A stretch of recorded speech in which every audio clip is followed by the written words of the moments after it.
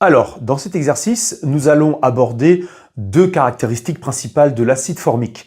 Dans les premières questions, nous allons donc déterminer si c'est un acide fort ou un acide faible.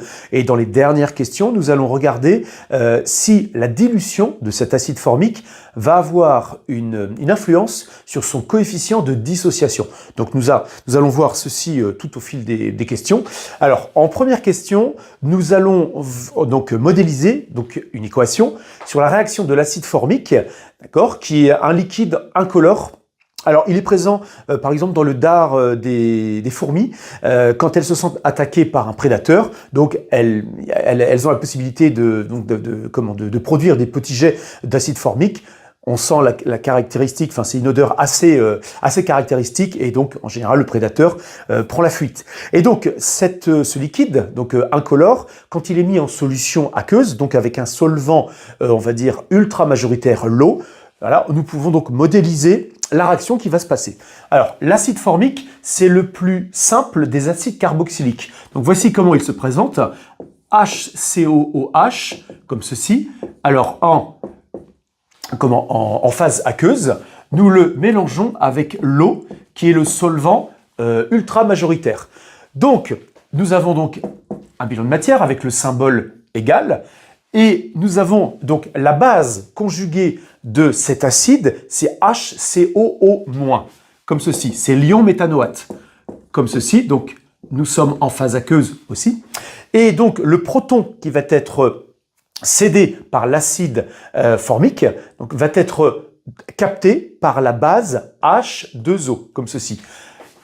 Ce qui donne l'ion H3O+, comme ceci, en phase aqueuse. Donc voilà, modéliser l'équation de la réaction de l'acide formique avec l'eau. Ça donne bien la base, donc ion méthanoate, et l'acide de la base conjuguée eau, donc l'acide H3O+. Donc nous pouvons écrire les deux couples en fait qui réagissent. Donc nous avons l'acide HCOH comme ceci, sa base conjuguée HCO-, et donc nous avons l'autre couple H3O+, et la base conjuguée comme ceci H2O. Donc voilà ce qu'il fallait répondre à la première question. Dans cette deuxième question, il est demandé de déterminer si l'acide formique ou l'acide méthanoïque est un acide fort ou un acide faible.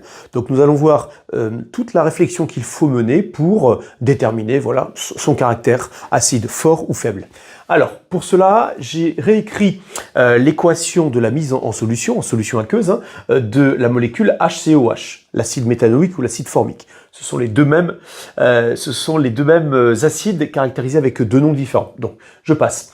Alors, nous allons émettre l'hypothèse, ce n'est qu'une hypothèse, que l'acide méthanoïque ou l'acide formique est un acide fort. Donc, je vais pouvoir écrire comme ceci, une petite flèche, et pour déterminer, voilà, enfin pour, entre guillemets, matérialiser le fait que toutes les molécules HCOH se dissocient totalement.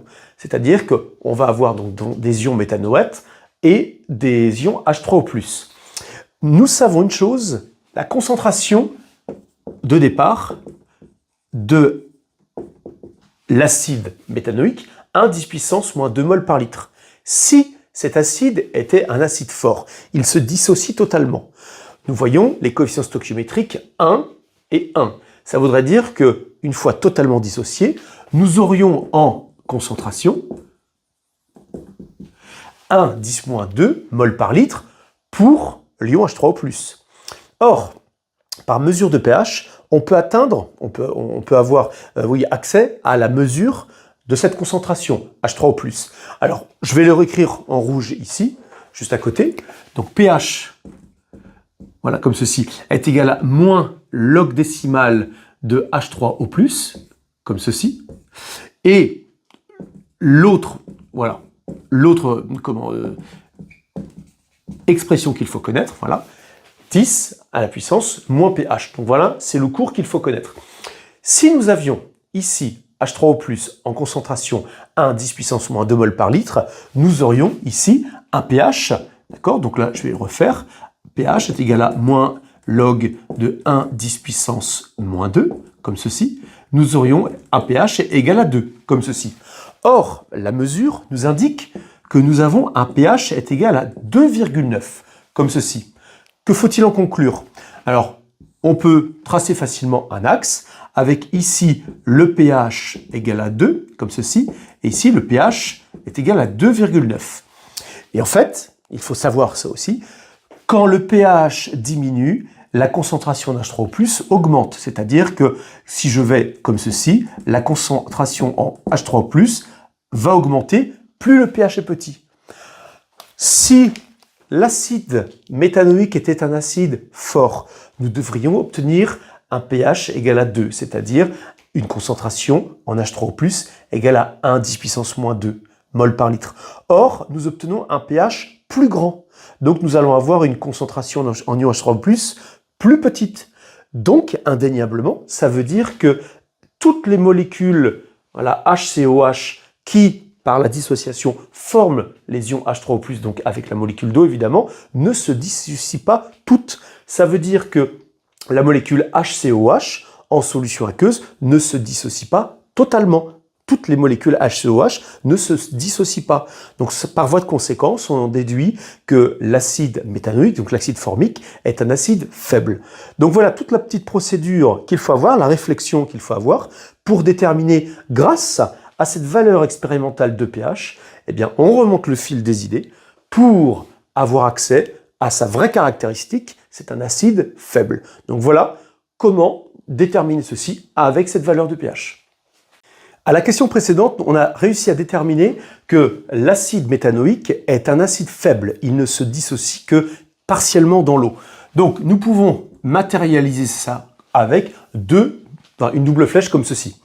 Maintenant, nous devons déterminer les concentrations des espèces chimiques une fois que l'équilibre est atteint. Donc, les espèces chimiques, ce sont les ions H3O+, les ions méthanoates et l'acide méthanoïque, qui ne se sera pas dissocié. Alors, la concentration en ion H3O+ va être donnée par cette expression-là, 10 à la puissance moins pH. Si je remplace l'expression pH par sa valeur numérique mesurée, donc 2,9, nous obtenons ceci. H3O+ est égal à 1,3, 10 puissance moins 3, mol par litre, comme ceci. Ensuite, pour l'ion méthanoate, on voit que stoichiométriquement, quand une molécule d'acide méthanoïque se dissocie, elle va donner un ion méthanoate et un ion H3O+. Donc, en termes de concentration, les deux ions ici sont équivalents. Donc, on va pouvoir écrire ceci. La concentration en ion méthanoate HCO- est égale à la concentration en ion H3O+, est égale à 1,3 10 puissance moins 3 mol par litre. Ensuite, les molécules d'acide méthanoïque qui ne se sont pas dissociées.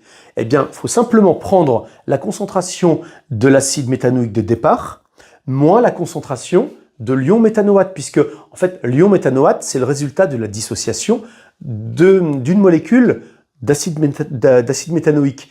Donc on substitue, on enlève, on retranche voilà, la concentration en ion méthanoate à la concentration d'acide méthanoïque de départ, et nous allons en déterminer donc la concentration en ion en acide méthanoïque qui ne s'est pas dissocié. Donc on va pouvoir écrire ceci, la concentration en HCOH, donc en acide méthanoïque non dissocié, eh bien c'est la concentration, je peux l'appeler C1, la concentration de l'acide méthanoïque de départ, donc 1 10 puissance moins 2, moins la concentration en ion méthanoate, comme ceci. Alors, nous obtenons 1 10 puissance moins 2, moins 1,3 10 puissance moins 3, ce qui donne au final HCOOH, comme ceci, ce qui reste 8,7 10 puissance moins 3 mol par litre, voilà, en termes d'acide méthanoïque non dissocié. Et il nous reste donc, je le dis tout à l'heure, en ultra minoritaire, d'accord, l'ion H au moins. Nous sommes au laboratoire, c'est marqué dans l'énoncé, donc on peut considérer température, on va dire, de 293 ou 298 Kelvin. Donc, la constante KE est égale à 10 puissance moins 14 vis-à-vis de la dissociation de l'eau. D'accord? Donc, si nous avons ceci, le KE, qui est égal à H3O+, comme ceci, multiplié par la concentration en HO-, voilà. Nous connaissons H3O+, nous l'avons déterminé là. KE, c'est 10 puissance moins 14. Donc, ce qui donne, en termes HO-, en termes numériques, nous avons 1 10 puissance 14, moins 14, pardon, sur 1,3 10 puissance moins 3, ce qui donne 8, à peu près, 8 10 puissance moins 12 mol par litre. Donc là, ils sont vraiment en ultra minorité. Donc, les résultats importants, la concentration en ion H3+, la concentration en ion méthanoate et la concentration en molécules d'acide méthanoïque qui ne s'est pas dissociée. Et donc, substantiellement, la concentration en ion HO-, qui, je le répète, est ultra minoritaire. Dans cette question, abordons le concept de coefficient de dissociation. Considérons ici un acide et sa base conjuguée. Donc nous avons AH et nous avons A- comme ceci. Eh bien, le coefficient de dissociation correspondant, ce sera la concentration de la base conjuguée A- sur la concentration de l'acide. C'est ce qui est donc stipulé dans l'énoncé. Revenons à notre exercice.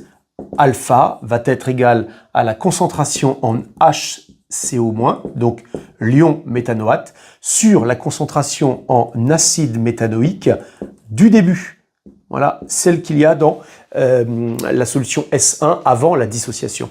Donc, en termes numériques, donc nous avons bien 1,3 10 puissance moins 3, 10 puissance moins 3 sur 1,0 10 puissance moins 2, ce qui fait 0,13. Donc nous pouvons considérer que alpha est égal à 13%. Donc, c'est un chiffre, mais qui représente quoi physiquement? Eh bien, physiquement, ça représente le fait que uniquement 13% des molécules d'acide méthanoïque, HCOH, se dissocient dans l'eau avec ces caractéristiques-là de température, par exemple. Donc voilà la procédure, la réflexion qu'il faut avoir pour bien manipuler ce concept de coefficient de dissociation. Pour la solution S2, donc c'est la solution S1 qui a été diluée 10 fois, on doit répondre aux mêmes questions. Alors, nous avons toujours la même réaction, d'accord, la même réaction de dissociation de l'acide méthanoïque. Alors, j'ai appelé donc C2 la concentration de la solution S2, d'accord, avant que les molécules de HCOH se dissolvent. Donc, nous avons 1 10 puissance moins 3 mol par litre, puisque pour la concentration de la solution S1, nous avions 1 10 puissance moins 2 mol par litre. C'est dilué 10 fois, donc c'est pour ça qu'on obtient 1 10 puissance moins 3 mol par litre. Ensuite, donc, l'ion H3O+, on applique la même formule, 10 puissance moins pH, nous obtenons donc 4 10 puissance moins 4 mol par litre. Or, au niveau stoichiométrique, de la même façon, l'ion méthanoate a la même concentration que l'ion H3O+, donc 4 10 puissance moins 4 mol par litre. Ensuite, la concentration des molécules d'acide méthanoïque qui ne se sont pas dissociées, eh bien, c'est la concentration de début, moins la concentration des ions méthanoates qui correspondent à des molécules d'acide méthanoïque qui se sont dissociées. Donc, nous retranchons l'une à l'autre. Donc, nous obtenons 1 10 puissance moins 3, qui est la concentration de l'acide méthanoïque de départ, moins la concentration en ion méthanoate, d'accord, une fois que l'équilibre est atteint. Donc, nous obtenons 6 10 puissance moins 4 mol par litre, comme ceci. Ensuite, d'accord, on peut regarder aussi HO-, nous sommes à température du laboratoire, donc une température qui correspond à une valeur de KE qui est égale à 1 10 puissance moins 14. Donc, je dois donc diviser cette valeur-là par 4 10 puissance moins 4, donc qui n'est que la concentration des ions H3+, et nous trouvons 2,5 10 puissance moins 11 mol par litre, qui a encore une concentration, cette fois-ci, enfin toujours, totalement négligeable. Maintenant, en termes de coefficient de dissociation, Nous reprenons la formule que l'on a vue à la question précédente. Là, le coefficient de dissociation, c'est la concentration d'ion méthanoate, donc d'acide méthanoïque qui s'est dissocié, sur la concentration en acide méthanoïque de départ. Donc nous avons 4 10 puissance moins 4 divisé par 1 10 puissance moins 3, ce qui correspond à 0,4. Donc alpha est égal à 40%. Donc voilà, toutes les questions qui étaient inhérentes à la solution 1, nous les avons donc abordées pour la solution 2 avec tous les résultats numériques. Donc dans cette ultime question, après avoir comparé alpha 1 et alpha 2, nous devons répondre à ce qui est marqué dans les premières lignes de l'énoncé, c'est-à-dire l'influence de la dilution sur la dissociation de l'acide formique, l'acide méthanoïque. D'accord? Donc on va déjà regarder alpha 1 et alpha 2. Donc nous sommes sur 13% pour alpha 1 et 40% pour alpha 2. C'est-à-dire qu'il n'y a que, entre guillemets, en comparant les deux, 13% des molécules d'acide méthanoïque qui se dissocient donc pour la solution S1 et pour la solution S2, donc c'est S1 dilué 10 fois, il y a 40% des molécules d'acide méthanoïque qui se dissocient. Donc que peut-on conclure? Eh bien dans ce cas-là, pour l'acide formique, donc l'acide méthanoïque, la dilution permet d'accentuer la dissociation des molécules HCOOH. Donc la dilution favorise sa dissociation. Voilà ce qu'on peut conclure factuellement avec les données que nous avons dans l'exercice.